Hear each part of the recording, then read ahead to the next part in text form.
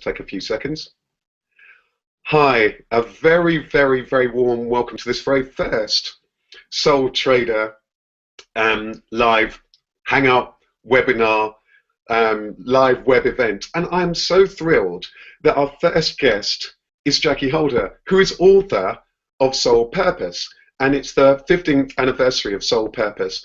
For those of you who don't know Jackie Holder, and you'll soon get to meet her, coach, interfaith minister, author, speaker, trainer, you name it. She's an innovator in her field. She was one of the first tranche of coaches in the UK. She's been a broadcaster. You might have heard her on stations like LBC. She's done retreats. She's done so much. She's author of about 3 or 4 books. I'm losing count of her books. Her most recent book was 49 Ways to Write Yourself Well. And I'm so excited about her being the first guest here because she's not only a soul trader, but of course she helps people find their own soul purpose. So welcome, Jackie Holder. Oh, it's great to be here, and thanks so much for having me. And I feel very honoured to be the first guest that you have, and I think it's very, very timely, given that you're the author of Soul Trader and I'm the author of Soul Purpose, and it's almost like gone full circle, hasn't it? Like 15 years later, then we have your beautiful book, Soul Trader, and we have the celebration of my book, Soul Purpose. So how could we not hang out together?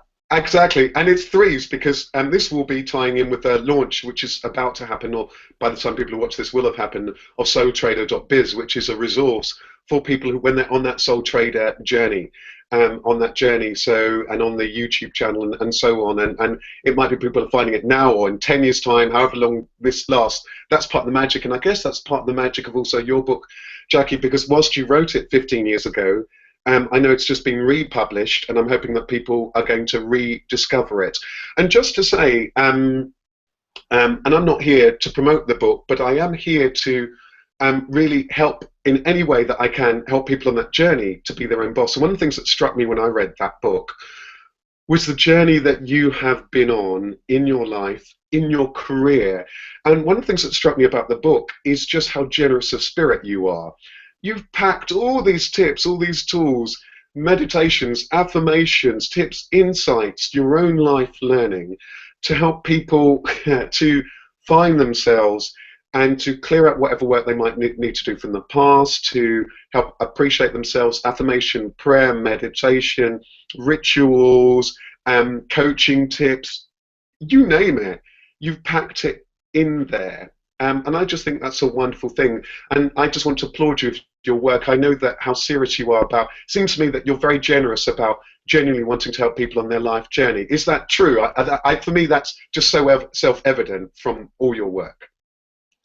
Well, I actually feel very humbled by what you said, and also had a bit of goosebumps when you were saying it, because I was interviewed yesterday by Dr. Robert Holden from the Happiness Project, and he said absolutely almost the same words that you just said there, that he found Soul Purpose to be a book where I was very generous and that it was packed with so many different recipes, so much goodness in it, and how generous I was in doing that. And I think that generosity is really motivated and inspired by my own hunger. I was hungry for spiritual nourishment myself when I was in my 30s. My journey from my teenage into my 20s was a bit of turbulence, I would say, in terms of what I inherited from my childhood. And so it meant that I really, really was a seeker. I really was in search of my inner self, my inner well-being. I was in search of my spirit and my soul. So what you have in Soul Purpose is a combination of that journey and that search. I wanted to share some of the things that I know really touched me and allowed me to feel a sense of purpose and direction and meaning. You know, every single ritual and exercise and activity that I include in the book is something that has touched or spoken to me in some way. And I wanted to share some of that with other people, because I know how important those things are in terms of, you know, we have to walk that talk ourselves. to be able to share that with other people. If you think about the byline of Soul Purpose is self-affirming rituals, meditations and creative exercises to revive your spirit. I was really, really straight with my publishers that it needed to have that byline, because I really wanted to have on the front of the book an idea that people would know what they're opening up to. Mm-hmm. And I don't know if your watchers and your listeners could see the cover of the original copy of Soul Purpose, which I still love in 2014. I just think it was the most marvelous cover. It's got sand, it's got blue butterflies, and it's got the word Soul Purpose, obviously. And it really was an invitation.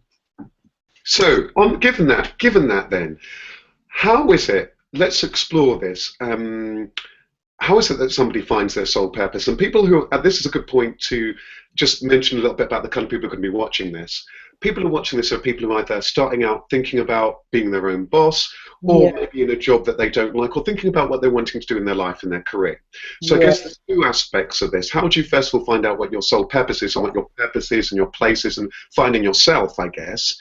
And then how, and I want to explore some tips you have if people are then, if their sole purpose has meant that they are a sole trader running their own business. So Jackie, you know, how did you first of all find yourself and your sole purpose? And you know, some people might be watching this thinking, okay, I get the essence of what you're pointing to, but how do I go about that? You know, just very briefly, how do you begin to do that?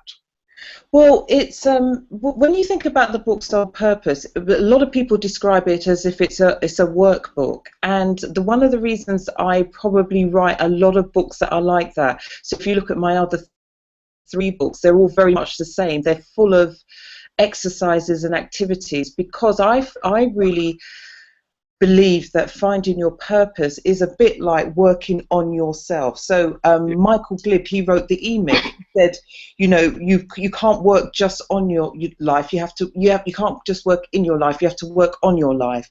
So it's not just what you're doing in your business. It's also what you're doing in yourself.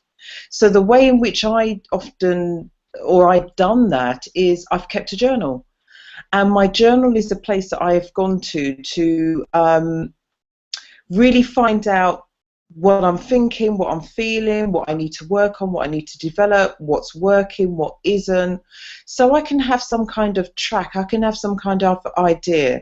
I can also have a sense of where are my passions located? What is it that I'm really interested in? What is it what I'm really curious about? How do I connect things together? Where do I see my energy really high? Where do I see my energy really low? And that begins to give me a sense of what are the things that I'm really interested in, what are the things that I'm really good at, how can I start to shape things together? And of course all of this is an offering to the universe and to spirit, because we're then going to have to be guided. We're not in control of everything. As much as people see this word purpose, I actually have quite a loose sense of how I see the word purpose, because I feel it's always manifesting, and it's always, we can be guided in different directions. So, you know, when I was a young woman in my 20s, I really believed that the way in which I defined success was about me doing television, it was about me doing radio, it was about me being a presenter. But of course, spirit, the universe, soul, had a completely different plan for me. And I've got this lovely quote that somebody said the other day. They said, you know, what spirit designs for you is always going to be better than what you design for yourself. Right, so you're saying a number of magical things there, Jackie. So you said, you know, that journey of finding your soul purpose, this about work that you need to do on yourself, and it's about discovering yourself. So, for example, in your book, the exercises, or just generally for somebody to find out what are my interests, what my passion, what the things I'm good at, where am I drawn, what are the things I'm curious about. That helps us to become clearer and clearer about what's important to us in our life and what our strengths are.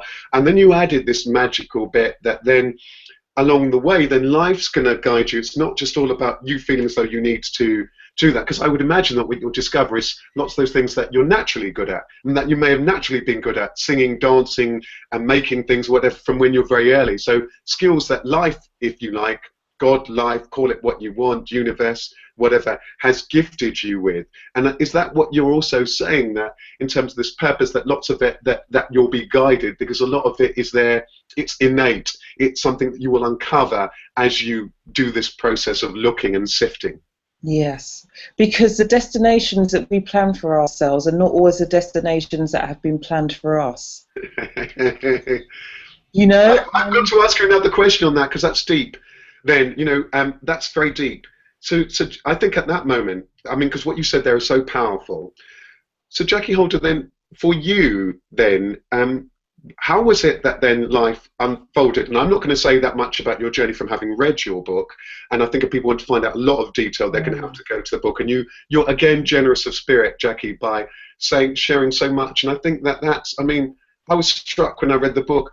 You're just the kind of person who's just really happy to just really, really share. And I got the sense that you shared knowing that the reader might have lots of stuff from the past that they have got to clear out, come to terms with, forgive themselves or others for, come to points where clear the decks, so that they're able to then explore again where their gifts are, their talents. So there's that. But then, Jackie, how did you begin to find your path? Because what I know about your path is that when I began my path as a coach, as a motivational speaker and all the rest of it, there Jackie Holder and a couple of other innovators were. So how did you, and this is the thing for many people who are watching this, who are wanting to be their own boss, you found yourself in this fledgling field of coaching, motivational speaking in the UK. Now, it had been around for a long time in the States, but in the UK it was fledgling. And you even wrote your book at a time where it was fledgling, your first book. So it was still young at that particular point, really. So how did you find your path to being your own boss and being a coach, speaker, trainer, and you had this lovely blend of things that you brought together? Tell us a little bit about how did you do that? How did that work you did on yourself take you to this point of then your sole trader journey of being Jackie Holder, who we know now? Well, I like the way you describe that, and I'd probably just tweak that a little bit and say, to me, that it's a story of how my path found me. Because I think part of it for me is showing up. So showing up means having the courage, the bravery, being willing to risk, saying how you feel, exploring what you're interested in, really honouring the things that feel right and the things that don't feel right. So I came out of university, I got a job as a youth and community worker. I absolutely loved that work. That was probably where it first became clear to me that there was some work here that I could do that was not about me fitting myself into a box. So when I was a youth worker, I was allocated a coach. She wasn't called a coach then, but she was definitely a coach, and she was a very good coach. And what she did was she coached me. I was 22 or 23, but I had a lot of fire in my belly. I was just so hungry for change, for transformation, for helping young men and young women change their lives. And she managed to coach me to move from the job that I was in into going out and getting my qualification in youth and community work, which means I would be professionally recognised in the field, but also I would be paid a lot more money than I was being paid as an unqualified youth and community worker. And I got spotted by, it was called the Inner London Education Training Unit, by a very formidable, fantastic trainer, Ian Phillips, who is still around today, who was an amazing man and still is an amazing man. And he spotted me at an event that I did. I listened to some of the challenges that part-time youth workers are up against at that time, and I organised with my fellow youth full-time youth workers in Hackney, we organised a conference for part-time youth workers to develop them. And Ian came down and saw me running a session, and he just basically tapped me on the shoulder and said, "You need to become a trainer." And I was like, "What's a trainer? What's a trainer?" He said, "What you're doing." And I went off and I did a 6-week course, and a 6-month course in training.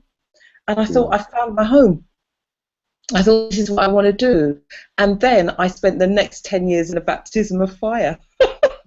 You know, training it's something which is really about, you have to show up, you have to be authentic, you have to take the rough with the smooth, you have to be vulnerable, you have to be strong, you have to have training courses that go well, you have to have difficult groups. I mean, it is really stepping out into the arena of life. I cannot say how training has been probably one of the biggest learning experiences that I've had in the whole of my life, and it was through that I really began to ask myself the questions which I was asking other people, which is, what do you want? Where do you want to be? How do you want to be? And it has been a lifelong journey back to those questions. Right. You just froze for a second. You just froze for a second there. So you said, so you were asking those curious questions whilst you were out there training about people, who were they, where well, rather, how do they want to be, what's really important to them, and so on. These are kind of coaching questions. So is this where this personal development, and of course training and a great trainer will have lots of these quantities. So how did that then take hold? How did then coaching and personal development, of course it's linked to training, but how did that stuff take off? Really good question. And this is the way it happened for me. People started asking me to give them one-to-one sessions. Right. So I remember in the 1980s, I had a number of clients, and what was interesting, I began to notice a theme in the clients that I had. They were mainly women, they were managers in other organizations, and they needed somebody to supervise them. And they would just call me and they'd say, "We'll pay you," and I would give them 5 or 6 sessions and I would supervise and coach them. And at the time, I didn't really call myself a coach, but that's what I was doing. And in a way, it was modeling what my first coach did, Rose, with me when I was a youth and community worker. I had 2-hour sessions with her once a month, which was just fantastic. I mean, I remember the first time I sat in a room with her, I was like, what, 2 hours on me? That's what I started doing with other people. And I think it was around that time that I got in touch with Iyanla Vanzant, because I read her book, Tapping the Power Within. And she's an African-American motivational, inspirational speaker, now does loads on OWN TV, OWN network with Oprah Winfrey. She was an amazing role model for me, really. And Iyanla and I became friends, and she got involved with a number of people here, and we brought her over here to the UK. But I remember when Iyanla first sent her CV over to the office, I was working with Tony Fairweather from The Right Thing, the Black book promotional company, and I looked at her CV, and on it she had the words coach, and I was like, oh, that's really interesting. And I thought, oh, she says she's a spiritual coach, she described herself at the time. And around that time, I also found out about the ICF, the International Coach Federation, and the work that Thomas Leonard was doing in the United States in training some of the top coaches that are still around now. They all went through their training with Thomas Leonard at was it Coach Phil? I can't remember the name's just gone from me in terms of the organisation that he set up. But he really did some pioneering work with coaches in the USA. And then a friend of mine, Jackie Moses, she trained with the International Coach Federation, and it suddenly dawned on me that here was a profession. Right. Here was something that I was doing that actually had a name to it now. It was more than being a mentor. It was more than being a youth and community worker. It had structure, it had content, it had Cludos, and it had qualifications, and it had accreditation, and it had my name on it. So you ran with that. So you ran with that. And what's interesting about that, what I was just thinking, just as you were saying that, it was interesting. So you've done this whole body of work on yourself, your own personal journey, and as you said, actually, then life's path kind of taught you. I guess you were just open to it, or you went with it. Then it's interesting, isn't it, that in that flow, the youth work, then hey, you could be a trainer. The training, you find yourself there. The people asking you for, in terms of the one-to-ones. You're finding other people like Yana who are out there doing particular work. You see this word coach. You see that there's a profession. You go on this training path, and so on. The thing I'm curious about now, Jackie, fast forwarding, and I know you've done lots of training, this, that, and you seem to be somebody who devours knowledge, training, this, that. You seem to be one of life's learners. And I mean that in the richest sense, because that's so wonderful. You know, in a world in which we often want things very fast, you're not afraid of putting in the work, putting in the hours, putting in the training and the development and doing that work on yourself, as well as then, of course, the hours for other people. But mindful of time, I just want to ask then, okay, so then there's this movement and you find yourself in the coaching as well as the training, and everything blossoms out. And for the people who do know the work that you're doing now, I think lots of people watching this here will be thinking, okay, how is it, what have the challenges been, and how is it that 15 years on, you're here doing the work you do, writing, training, coaching, executive training, supervising. You know, Jackie, tell us a little bit about that. As a sole trader, how has the sole trader journey then been, and how do you keep yourself motivated? Can you just tell us a little bit about that? Yeah, lovely question. Well, it's really, for me, it's been very interesting about the sole trader journey, because I think it has been a real learning curve for me, because I have been, I'm the sort of person that I probably go after my passions first, and then I think about money afterwards. And I actually know some really lovely people who are friends and colleagues of mine. They're just really clear about the money and the business side of things. They've come to it with different skills. I did not come to this work with the kind of business acumen that I've probably got a lot more of now.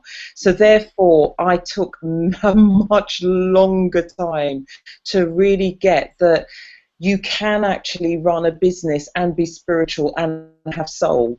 It's probably taken me a long time to really get that, and that it's not dirty, it's not a dirty word, and that the two can come together. And actually, I've realized that I'm a much nicer person when I have got the money to do the things that I want to do. I probably don't need a lot of money. However, things are changing in my life, and that probably is going to impact on actually me needing a lot more money. But actually, in terms of, I've got hundreds and hundreds of books. They feed me and sustain me, and it's not an ego thing for me. I have books on my shelves that, you know, someone came into the library room. This is the room I'm in now. It's got a lot of books in, and they said to me this week, they said, "Have you read all of the books in here?" And I thought, you know, I'm not going to lie. Yes, I have. I have. And when I write articles, when magazines contact me, when I'm writing something for one of my ebooks or one of my books, you know, I can literally go back in my mind to 10 years and think, oh, that book that's on the second shelf that I read about, you know, rituals or creativity, that's got the quote that I want. That's got the story that I want to weave into this particular article that I'm writing. Wow. So I know that this is my body of work. I'm not worked out what I'm going to do if I need to live in another country, because how am I going to transport all these books with me, you know? And there is something about clearing your clutter and not having all this baggage. But for now, it really works, because I can see, I really believe that nothing we do is ever wasted. So whether you're an accountant who is now a coach, you know, whether you're somebody who worked in teaching who's now gone into healing therapy, What you learnt in your teaching is going to help you in your healing therapy. What you learnt with the numbers as an accountant is going to help you as a coach. So for me, you know, everything that I learned about the difficulties of running your own business, because running your own business is not easy. You know, I find that I'm on 24/7. You know, when people say, you know, are you working today? And it's a Saturday or Sunday, I probably am. The only difference with it, I would say, is I actually enjoy a lot of what I do. So there are some parts of my work that I think, oh my God, no, I've got to write this PowerPoint for this piece of work that I'm doing in the school or I'm doing in the college. And I think I would rather be writing an article or writing my blog. I do have to prioritize. And sometimes I have to put some of the work that is really more about building my business, which is putting out a lot of free stuff. So if you go onto my website, you will see I've got ebooks, I've got lots of great resources that I've paid graphic designers to design that stuff for me so it will look good for my audience. I'm not going to put out something that's crap. I don't like stuff that doesn't look good. I like stuff to look visually appealing and appetizing, because I think people are so busy to get, you know, we become a discerning learner now. People can choose who they listen to, who they watch, whose courses they go on to. People probably need to have 5 to 10 periods of touching something that you do before they even land up in front of you. Right. So it's got to be good quality. This is very powerful. You said, excuse me, a number of powerful things there. So there's this thing about the learning that you started off by saying you didn't start off with the business acumen. That had to be learned. I think so many soul traders, lots of people, that will so resonate with them. You knew what your passion was and so on. Yeah. You began to learn that money was important. It wasn't a dirty word. And actually, in fact, by allowing that in, together with the fact that you're doing a really good job, actually helped in terms of balancing things out. You also talked about how you still love knowledge, books, and that's part of your fire, your fuel, and it also you tap into when you're in your work. And you talked a little bit about the fact that you do work very hard, but you enjoy your work. I mean, if we had to, as we begin to wind up, as we begin to close, what would you say are your 2 or 3 the biggest learnings for you personally, and then maybe in terms of in business? What are the, and I know that they interweave, what would you say are the 2 or 3 biggest personal learning lessons on the soul purpose journey, first of all? The soul purpose journey is, first of all, I think you have to be committed to your own personal and spiritual development. And when I say that, it's going to look different for everybody.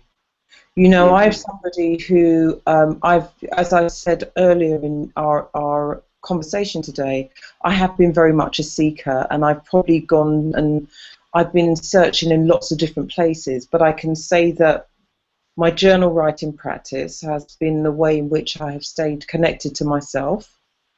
And one of my taglines for my business is writing changes lives, and lives are changed by writing. And I really do believe that, because the times that I haven't been able to perhaps afford therapy or have the kind of therapeutic input that I needed, my journal was there 24 hours a day, and it was free. It's an inexpensive way of really getting to know yourself and laying down some of your baggage in a way that is very therapeutic and does not do harm to you, or does very little harm to others.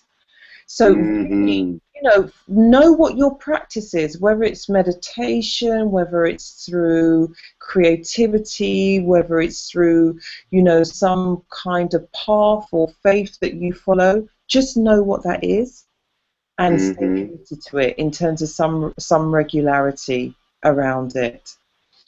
I like that. Well, I really do think that is really important, and no one can say, I am not a perfect person. I mess up quite a lot, and I'm probably quite a challenge to be around in certain ways for those who are close to me. And I'm really thankful for the lessons that I get to learn from those experiences. But at the end of the day, I would say stay committed to some form of practice, because we see people who are successful, and if you have an opportunity to either read something or go to a talk, you will often find out that they have a very strong practice of something, whether that's I like that. walking. I like that a lot, Jackie. So you know, that knowing who you are, finding out what then also what nourishes you and what also Yeah, reconnects you. And then as yeah. a sole trader, what are the learnings there? And I know that they probably interweave, but what are the learnings? What you've learned, and what's the advice that you would say to somebody as they're on this sole trader journey, which, as we pointed to, is not going to be all roses. It's going to be challenging. Tell us a little bit about that. What are your tips, and what have been your own learnings along the sole trader journey? Well, my biggest tip, I think that often we, I go to a lot of talks. I have my own personal development program, which I skip off to like a little girl being given a lollipop and being told that she can just go out to play. I love it. I love going to listen to speakers. It's just something that I get off on, actually. And it doesn't matter if someone, does a crap talk. There's always something I learn. There's always something I pick up. There's always something that I can either take away from myself. So I probably have got quite a compassionate heart, really, because I can think of lots of talks that I did that didn't, land well or didn't go as well as I expected. But it's about the work. This is the work. This is how we learn. This is how we grow.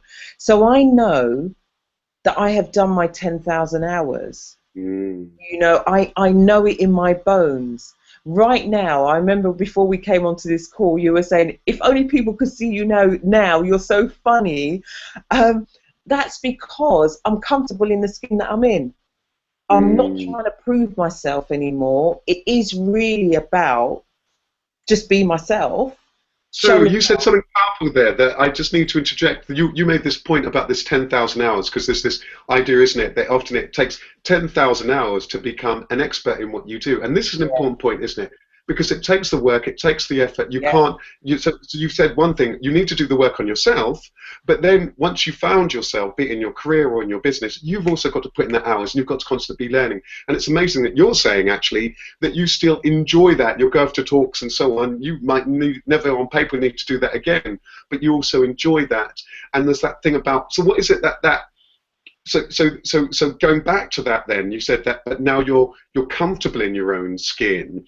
And so now then, as that sole trader, what's maybe then, I don't know, unless you're wanting to add another tip in there, knowing that when you have put in those hours, what then is it about now for being a sole trader? If you put in the hours and you're good at your craft, be it that you make dresses, that you coach, you heal, you're a trainer, you're an architect, whatever it might well be, you're running an online business, you're making gadgets, whatever it might well be, you're a cook, you're a fashion designer, whatever it might well be. What then, when they put in the hours, what would you say then is the invitation for the sole trader? What is it that you've learned that it's about? What keeps you going? What is the journey about then? Really lovely question, and I think it's a really important one, because I don't want to give the impression that there's a destination that I've arrived at and I'm now parking up and saying this is it. What I recognize that this is just the beginning, because in a way it's probably taken me the 10,000 hours to get out of the way. So now the real journey starts to unfold. It's almost like this is about the emerging, this is about the evolving, this is about the showing up, spreading the opening, and then spreading the wings. And in that, it's like I've literally got my wings spread here. So in a way, think about it. More can come in. Right. More can come in this way. And I think there is a place where we can do that even before we've got to the 10,000 hours. Right. If we recognize that we can just open and surrender to the journey, and that we don't have to be looking and comparing ourselves. We don't have to be thinking, I need this, I need that.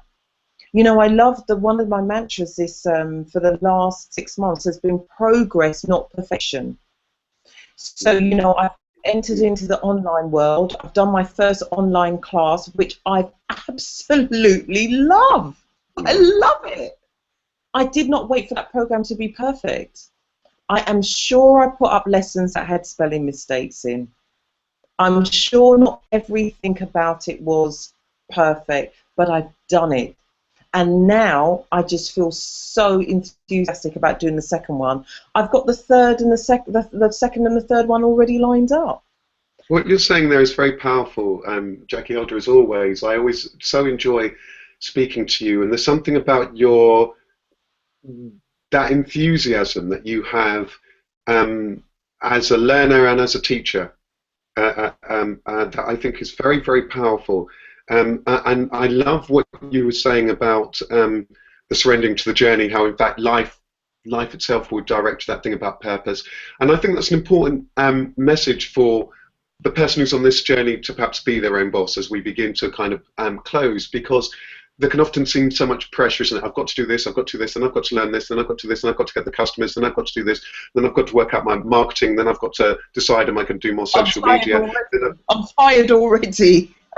Right, right.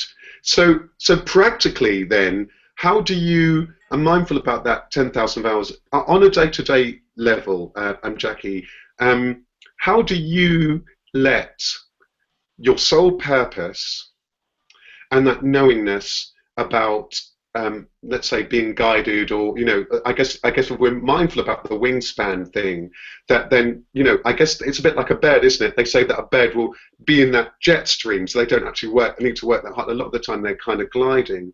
How do you practically make that happen? And are you practically conscious of that in terms of how you run your business as well? Because we've talked about all the inner work and the ritual and the practice that keeps you nourished, the journaling and all the rest of it. But as a sole trader, knowing that you're running this business entity, Jackie Holder, the coach, the trainer, the interfaith minister, the author, and so on, lots of people might think, well, that takes a lot of work and a lot of thinking. So how do you let the jet stream take? How do you surrender to that? How do you trust that the money will come in and that you'll be able to market yourself in the right way, and that you'll stay abreast of the things that you need to, and stay in touch with contacts and clients, and be able to be available to people who need to find you? How do you let that happen? That's again another really good question, and I just want to see if I can speak to what I think the heart of it is. And I don't, again, you know, other people may answer this question differently, but I'll just say it for, you know, how it spans out for me. It's taken me a long time to get here, but what I've noticed is when you find the right groove and the right spot, it's almost like you've got the resources and you will attract in the right situations and the right people. So I do keep in contact with a lot of people, and what I've noticed for myself is that it's not hard to do that. It doesn't feel pressurizing. It doesn't feel like, oh, I've got to keep in contact with all these people. It feels like I'm naturally connecting with my tribe. You know, so if I see an article and I think, oh, my colleague over there is working on this area, I think, oh, I'm going to send that to Tony or Jasmine over there, because I know that that's really going to be helpful for them. I'm doing a piece of work with another coach who I've known for several years. We lost contact. We've come back into contact, and we're doing a piece of work around writing. And we keep having these conversations where we spend half the time laughing, and then we've got a piece of work that's come out of it. Oh, wow. And it's like, how it's like, and we're both, you know, it's so easy and it's such a joy, but we've got the body of work. We've done the work. What you're saying there is so powerful. You're saying something very powerful there. And I just want to very briefly touch on it and re-emphasize it. There was this thing you said a few times in the talk, you know, it's about showing up, you know, being present. It's about doing the work, it's putting in those hours, and then you talked about this kind of this connectivity, staying in touch, that connectivity, and allowing, you know, that allowing, and when you're in that space, and when you're I guess when you're following your soul purpose, stuff will show up. You'll find yourself at this talk, this workshop, somebody invites you here or there, somebody's asking what you do, and then something's happening. And it's interesting, isn't it? Because I would so agree with that. So often I find that so much of the traditional marketing, and you should do this or that, often, sometimes it will work, but a lot of the time it won't work. And it's just when you just connect, you just have the conversations honestly and from your heart, that magic happens. And then I love that fact that you're talking about then connecting with people, and then where there's a natural connection, naturally stuff happens, things emerge. You find yourself first of all just chatting regularly, then maybe a piece of work, or you can refer clients to each other. And I've got the contact, and he's brilliant at this. He runs an IT company, and he talks about trust marketing, and he just goes out there and chats to people. He loves IT. He's brilliant with people. His whole being is so generous and warm. He just trusts. He works hard too, but he just trusts that if you do a good job and you connect with people, people will be and you'll see it happening all the time. People would love to do business with him. Why would you want to do business with anyone else? But I guess it requires. I mean, again, as I know that I'm mindful, I need to let you go. It's a Friday night, and I know you need to eat and so on. But Jackie, do you have a closing thought on that? On that precise point there, do you feel that that's what happens, that maybe in this mastery, if we can call it that, of the soul purpose and the soul trader, that again, and if you trust this thing, that this happens, and perhaps that you trust it more and more, that the right work, the right opportunities, the right connections, the right relationships, the right conversations, being able to travel to the right pastures and so on, that happens. Not to say that one ever feels that now I'm there, but that this is the invitation. And I love the bit where you said that now I feel as though it's beginning. So now that I get the feeling that you're now trusting to let the winds take you, because you've got the wings. That's what I'm hearing from you, that you trust the wind, and you're opening your wings. You've done a lot of work already, but you're trusting them to really fulfill your soul purpose. You've done a lot of it, but that's what I'm hearing from you. Yeah. But now that fulfillment of the work, Jackie's ready for, and all the play that comes with that. Is that fair to say? That's a beautiful way of describing it. And I definitely would say that you really touched on something important, which is about our connections and being relational. How we are in business is what makes a difference. You know, people want to do business with people that they connect with, that they like, that they trust. And, you know, doing that work on your soul purpose resonates in your entire being. You know, I can walk into a room, people say, I really want to talk to you, I want to get to know you, I just want to know what you do, who are you and what you're about. And it's from that, when you just let go of, you know, any expectations. You know, sometimes I'm talking to people and I don't even know that they're in my field, or that they might have a fantastic, I'm just talking to them normally, and then out of that comes something quite amazing. Wow. And we all have the power and the energy and the potential and the possibility to create those connections and that sort of vibration around ourselves and our businesses. Wow. Of course it needs the structure, of course it needs us to show up and do the work. That goes without saying. But I don't think we should underestimate that. On my supervision course, one of the founding members, Miriam Orestes, she says, who you are, you supervise. So who we are is how we do business. That's wonderful. Oh, Jackie Holter, thank you so much. For people who are looking to find you, please tell us what's the best website to find you and to find your book. And please do show your lovely book so that people can see that. 15 years old. I feel so proud of her. She's my baby. You're not looking much older than 15, I must say, also. But people can find me. The best place to find me is at www.jackie, Jackee, Holder, HOLDER, that's all one word, .com. And I'm very active on Twitter.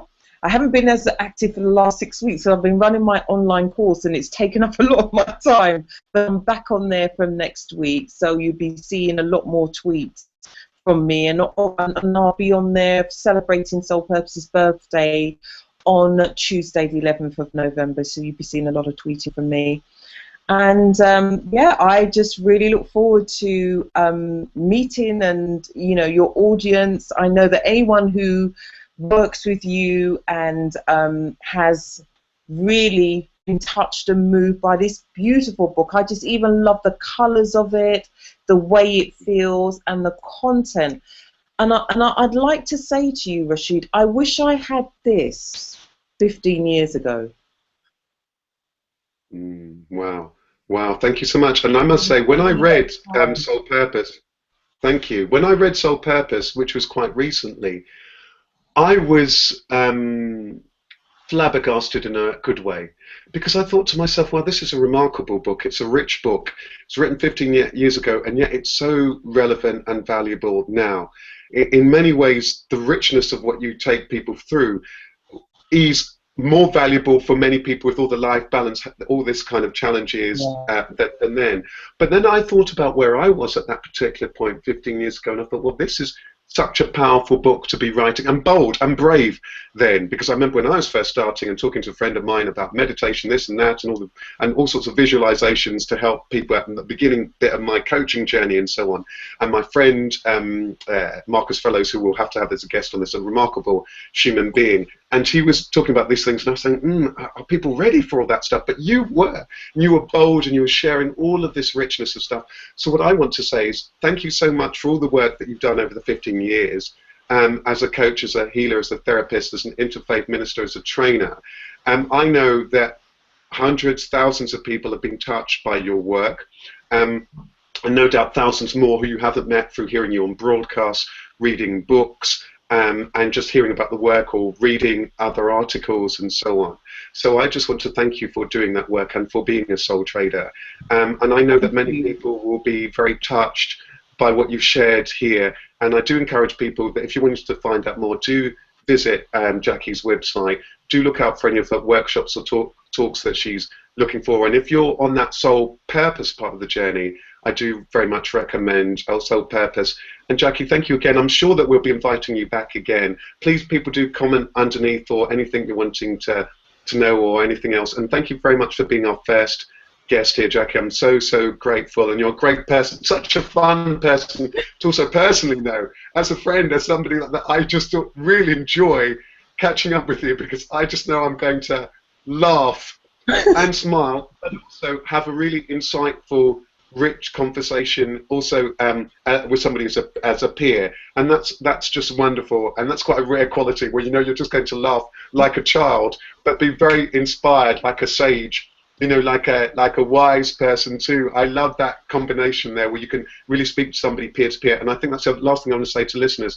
Do seek out and build that body of people, and Jackie's touched on this, the people who are peers, those people who do all sorts of things so that you can keep good counsel. It's not by chance that you find a Jackie Holder. A Jackie Holder, as she's talked about, seeks out, the top speakers, trainers, and all sorts of people, not just the top one, all sorts of people, and she's built this rich kind of network. Do build that network, and that might also be from the person you're chatting to at that networking event, the bus stop, here and there. Spot the people who are rich people with wonderful, rich in spirit, who have got a lot to say and to share, whether it's in terms of friendships, in terms of partnerships, in terms of other skills, other services that they could provide, and connect, refer, chat, share, help. But Jackie, thank you so, so much. It's been such a delight, and I've kept you for a long time. Enjoy your evening meal. Thank you so much. It's been great to speak with you, and wishing you all the best. And I look forward to a lot more conversations on your Google Hangout. Okay, everybody, I'm going to press stop broadcast, and I'm going to wave you farewell, and take care. See you next time. Thank